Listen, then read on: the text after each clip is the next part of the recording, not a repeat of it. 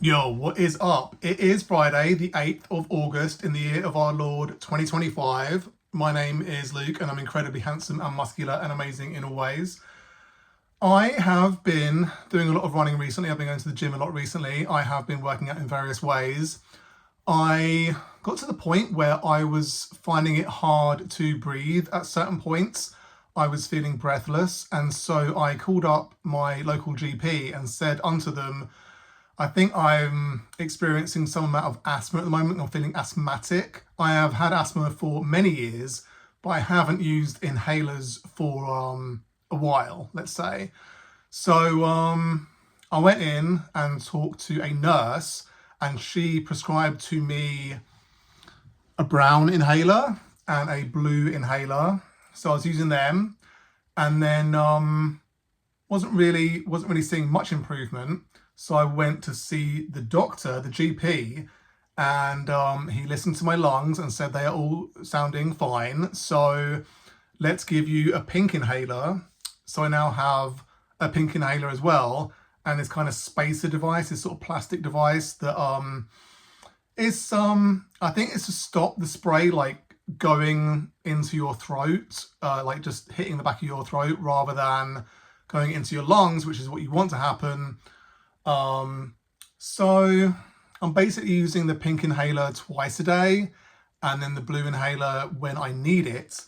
But it's a strange state of affairs. I'm still struggling sometimes. Like when I go for a run, I'll basically get up to maybe like the hour point, and I'll start to feel like there's not enough room in my lungs for the amount of air that I need. So it's annoying. It's just one of those things that comes up. The GP said as well, do you run in areas where there is plenty of pollen, like plenty of flowers that are going to release pollen into the air, because that aggravates asthma a lot of the time. And I said, yeah, like the only places to run are places where there are lots of plants, lots of flowers that are going to produce lots of pollen. So there's really nothing I could do about it. But you may hear in my voice that I am a little bit hoarse. I don't know. So that's why that is the case, and there's nothing I could do about it really until I guess the weather changes and the plants stop releasing so much pollen. So anyway, I'm going to tell some jokes today. The first one is the Online Safety Act came into effect on the 25th of July, and I discovered this on the BBC website and in no other way.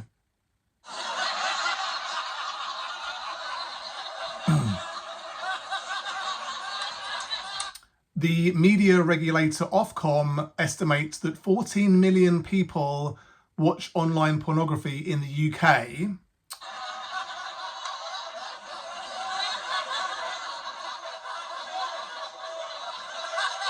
I think what they mean to say is 14 million people have admitted to watching online pornography. There are approximately 33 million adult males in the UK, and we all know that they all watch online pornography. There is no getting away from it. So it's at least that number, so at least double their estimates of people who watch online pornography.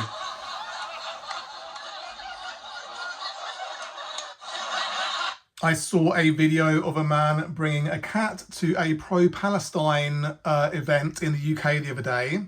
He said that cats are common pets for people in Gaza, and the IDF kills them a lot of the time, which was the final straw. I am now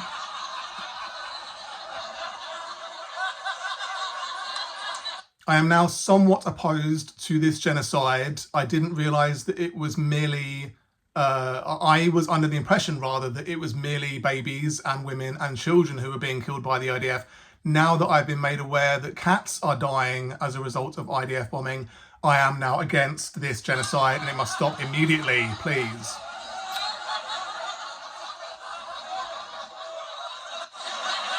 Have you seen the latest series of The Biggest Loser? It's Israeli hostages versus Palestinian children.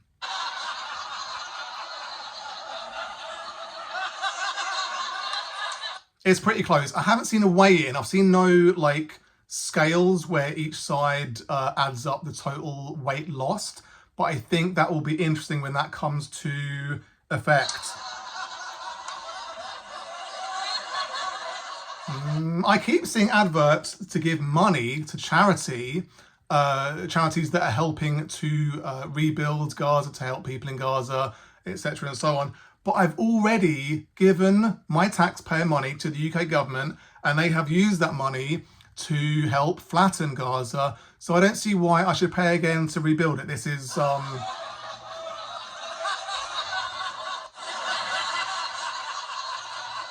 I don't want to double dip. I don't want to pay twice for something to be destroyed and then to rebuild it. That seems like a waste of my money. According to the Center for Media Monitoring, Israeli deaths are given 33 times more coverage per fatality than Palestinians, according to analysis of BBC content. In the BBC's defense, white lives matter 33 times more than brown lives.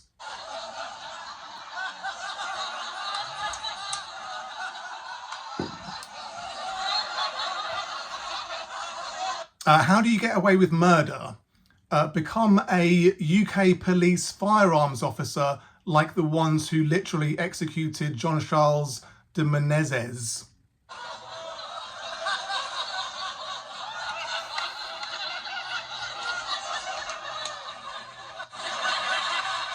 One of the most upsetting things about that case is how hard it is to pronounce his surname, Menezes. It's a real...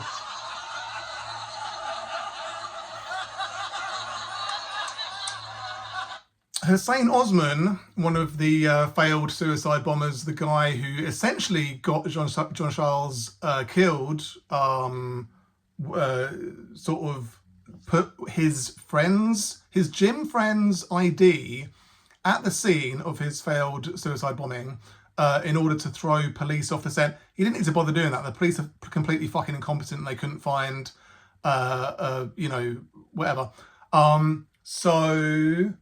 I like the idea of a suicide bomber going to the gym. What does their workout look like? 3 sets of touching exposed wires together?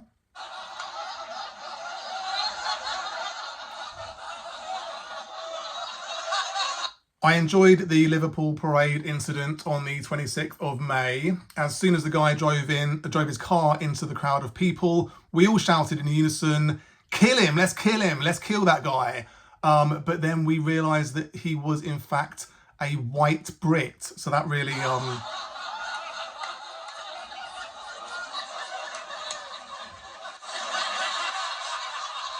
And then we all said, oh, those people banging on his car made him panic. Poor guy, I would have done the same thing in his shoes.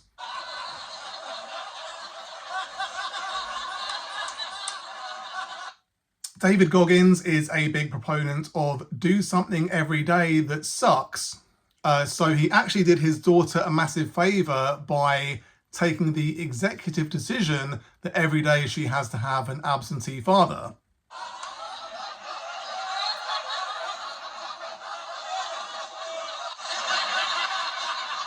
Jimmy Carr recently said that not having kids is like being at a bullshit low stakes table and there's a bigger game to be played, and then he had kids and every other status game seemed trivial. So he's basically saying that 18% of adults in the UK are living fucking pointless lives and need to just have kids immediately, please.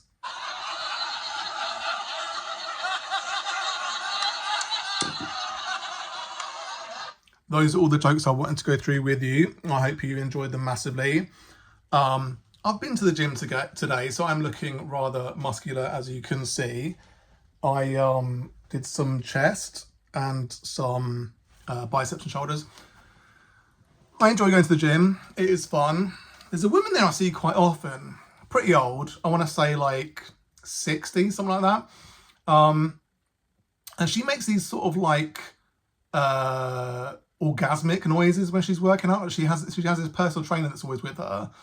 And last time I saw her, she was on the assisted pull-up machine, like the pull-up machine where you have your feet on a kind of platform thing, and then that is you like put the pin in the weight stack to say how much help how much assistance you're gonna have for this pull-up movement. And she had the full stack. She had the full stack pinned. So that's probably, I don't know, I want to say like 120 kilos, something like that is the full stack. So no way no way did she weigh anywhere near even 100 kilos. She probably weighed, whatever, 70, 80. I don't know how much do women weigh. I weigh 90, so I'm a pretty big dude. There's no way she weighs anywhere near that. So she was basically lat pull down, no resistance, absolutely zero resistance, and she was still making these sort of orgasmic noises. Whatever, do whatever you want in the gym. It's all fine. I'm not here to judge you, but I did think it was odd to be making such a palaver out of basically doing nothing. So the first joke was the Online Safety Act came into effect on the 25th of July. I've never been in a porn website, obviously, so I have no idea what this is doing. I have no idea what the point of it is. So I only found out about it because the BBC News website reported it. But apparently now if you go on a pornography website, you must prove that you are an adult, because apparently there are children who are accessing pornography websites and watching some like people having sex, which we cannot allow. When I was a kid, I sort of grew up with the early internet. So when I was like, I guess a teenager, it would have been the late 90s, whatever. So there was minimal internet, but I can tell you that I saw snuff videos pretty regularly. It was just like randomly pop up, people getting beheaded, people getting smashed to pieces, whatever. These videos just circulated randomly, and people would show you stuff and be like, how did you get hold of this video? It makes no sense. And they'd just be like, I just got it magically. And I think now we live in a situation where I go on Facebook sometimes, and like if you go on a little video thing, like you just scroll through random videos, and there'll be like a dude like cooking live animals. He'll just like chuck a bunch of like sea creatures into a boiling pan, and just cook them alive. Or I don't know, like people getting like hit head on in like a car crash, and just whatever. It seems like there's videos of just everything you could possibly imagine. Apart from sex, there's no sex that I've seen on Facebook, so that's one thing that I'm protected from. But I feel like, what is more upsetting for a child to witness? Like, surely seeing a person in a head-on collision in a car is more upsetting than seeing a woman have sex with a dude, or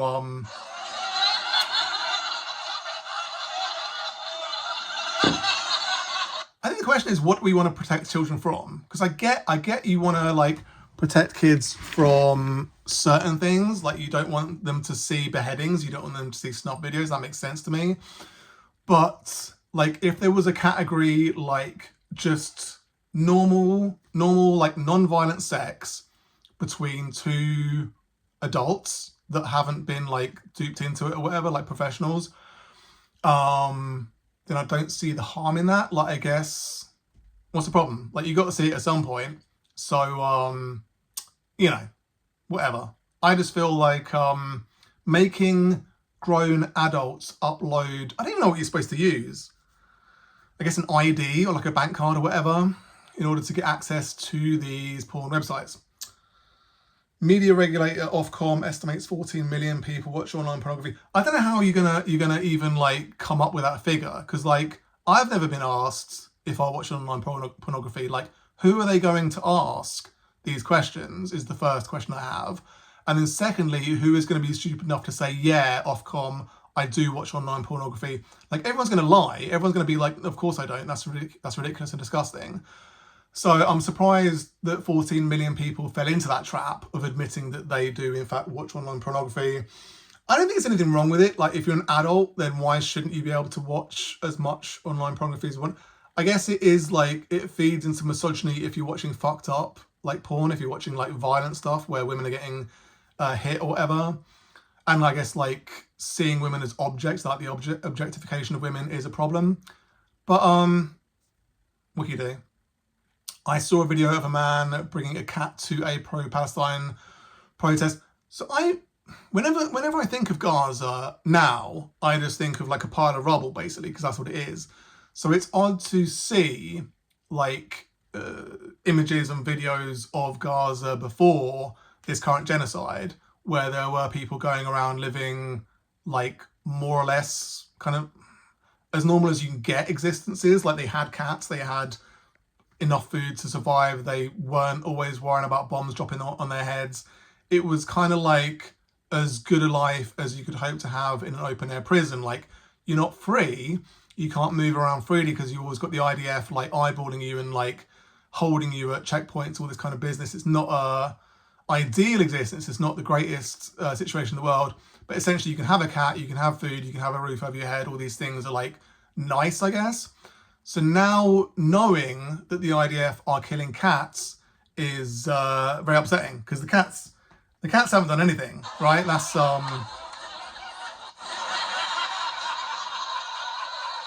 because, you know, some people argue there are no innocents. Like, the Palestinians, there are no innocents among them. Like, children have suicide vests strapped to themselves at all times. Babies have suicide. They're born with suicide vests strapped to their bodies.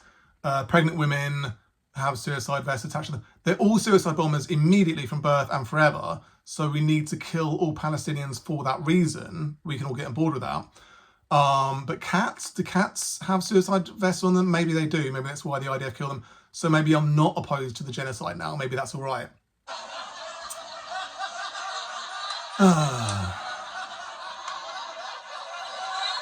Yeah, The Biggest Loser. I used to watch The Biggest Loser some years ago. I kind of liked it in a way, because it's just one of those like reality TV shows where you get a bunch of people doing exercise, and like it's quite nice in a way to be like, oh, these people are losing weight. But obviously it does like kind of show that really what you want to do is go on these crash diets where in like 4 or 6 or 8 weeks or whatever, you want to lose as much weight as possible, when really the ideal scenario is that you basically just get onto a more healthy diet, a more like sustainable diet that you're going to be able to carry on for years and decades. And maybe you don't need to crash diet, maybe you could just like gradually lose a bit of weight, and like over a year or two lose that weight instead of doing it in 6 or 8 weeks, and that would be healthier perhaps. But this idea that it is the Palestinian children versus the Israeli hostages, who is the thinnest, images of both are incredibly upsetting. I saw an image recently of a mother holding a incredibly emaciated baby in a black bin bag nappy, and it's one of the most upsetting things I've ever seen. It upset me for ages, and I'm still kind of not happy about it. And then you see the Israeli hostages looking emaciated as well. The whole scenario is incredibly upsetting, and I wish it could just end and we could stop seeing people dying all the time on TV and on the internet. Would be nice. So I keep seeing adverts to give money to charity that are helping people in Gaza. It's everywhere. It's every other advert is an advert to give money to help starving Palestinians, which is good because I don't want to see anyone starve to death. But yeah, I've already paid money to kill them all, so it's kind of like you're gonna take money off me to kill them all, and then you're gonna take money off me to save them all. It's like, make your mind up. Like, what do you want to happen? Do you want all Palestinians to live, or do you want all Palestinians to die? Is the question. According to the Centre for Media Monitoring, Israeli deaths are given 33 times more coverage per fatality than Palestinians. Yeah. It's pretty diabolical. Like, the BBC's coverage of this current genocide is appalling, and I don't even know how the BBC can call themselves a journalistic outlet at this point. Like, their reporting of this genocide has been appalling. So it's a joke. Like, I think everyone knows that the BBC is a joke at this point. Like, I think there was a point when people respected it, but those days are long gone. But at least they're abiding by the rule that we all know exists, that white lives are far more important than brown lives. How do you get away with murder, become a police firearms officer? So I watched the 7/7, like a documentary, it's like a dramatization. I think it was on Netflix, whatever.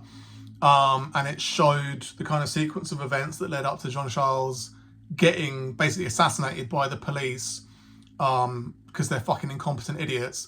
And it was like this series of just really dumb moves by the police where they just weren't paying attention, weren't doing things as they should have done, classic UK police being absolute shit.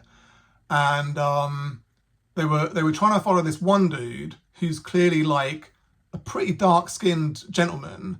And then they somehow got onto the tail of John Charles, who's like way lighter skinned dude, completely different look, completely different face, build, everything. And then they followed him into the tube and shot him in the head. It's like diabolical watching it. Just like, the police are such fucking incompetent arseholes, and they got away with it. Like, they were never prosecuted. For whatever reason, it just doesn't make sense, like how they could just get away with murder in that way. Because it was a terrorist event, like a terrorist event had happened the week before, and there was another one that they were trying to stop. So apparently it just means you can go around shooting people willy-nilly. And then, yeah, Hussein Osman, which is the guy they were going after, they were trying to get to, he threw the police off his scent by putting his mate's gym ID at the scene where he failed to blow up the bus. And it's like, I just don't know how dumb the police can get. Like, you're going to just look at that ID and be like, oh yeah, he left that here. Like, obviously think maybe he was trying to throw us off his scent. Like, let's be a bit sensible here. But they didn't. Obviously, they just go after this guy, and then they sort of staked out his house. And then John Charles came out of, it was like a bunch of apartments in this one house. And so John Charles came out, and they're like, oh, this has got to be the guy we're after, even though he looks nothing like him. Let's go after him. Yeah. This happened in 2005, so I was thinking about how old was I in 2005. I feel like I was like 21, so I don't think I was really paying attention to the 7/7 bombings in the same way as a lot of people were. And obviously a lot of people were like lost loved ones and were massively traumatized by it. But I think because I was that age and I was just going out and drinking and like not really paying attention to the news that much, that it didn't affect me hugely. But now watching all the stuff about it on the 20th anniversary, you kind of feel like, yeah, this is such a like miscarriage of justice and such an upsetting sequence of events overall. The Liverpool parade incident. So yeah, it's kind of crazy. Like, I think when the video emerged of the guy driving his car into the crowd, like, we've seen so many incidents where people have driven vehicles into crowds, and almost every single time it's been a brown like suicide bomber type dude, like a terrorist dude, and he's been trying to kill as many people as possible. So in that circumstance, you kind of feel like you want to shout, like, kill him, kill this guy who's tried to kill a bunch of people by driving his car into a crowd. And then you realise, oh wait a minute, he's a white Brit, so I can't possibly say this thing about this guy because he's not doing it with a terrorist intent. He's not trying to kill people by driving his car into a crowd. Instead, he has merely been shocked by people banging on his car, and so he's driven his car into the crowd to stop people banging on his car, I guess. So let's just treat him with kid gloves and not really charge him anything and just let him off scot-free because he didn't do anything wrong, let's face it. David Goggins. I used to be a big fan of David Goggins. His kind of ethos of pushing yourself incredibly hard, like trying to go as hard as possible every single day, I liked that at one point, but I think now I've got to the point where you have to take it in moderation. Like, pushing yourself really hard is good and fun and excellent, but you don't need to do it like every single day. Like, you can take some days off, you need to spend time with your family, like you need to spend some days recovering, go on holiday, like do fun things, as well as like running ultra marathons and like going out and running in storms, all this kind of stuff. Like, he does mad stuff all the time. And it's like, maybe spend some time with your estranged daughter, like maybe like spend some time with your family. So he's taken this executive decision to abandon his daughter, and that's a good thing because he gets to just do whatever he wants every day and not really have any responsibilities beyond just running ultra marathons and being on podcasts and just not really being the greatest role model in a lot of ways. And then Jimmy Carr talking about he's now a dad. He became a dad in his mid-40s, and now he thinks he's discovered the meaning of life. He's just like, he's such a fucking prick and like a shit comedian and like a shit human being. And he thinks he's like a philosopher as well. So he's found out the meaning of life is to have kids. And if you haven't had kids, you're a fucking idiot and you wasted your life and it's absolutely pointless. Like, his life before he had kids was easy and pointless, and you shouldn't do that. And his life since having kids is meaningful, and it's trivializing people's lives who either can't or don't want to have kids as being pointless. So I'm tired now. I'm tired of talking. I'm tired of listening to the sound of my own voice, as we all are. But you know, I had some stuff I wanted to get off my chest, so that is what I have now done. I'm gonna go off now and maybe have a little lie down and just think about what I can do next to improve my physique. You take care. Peace.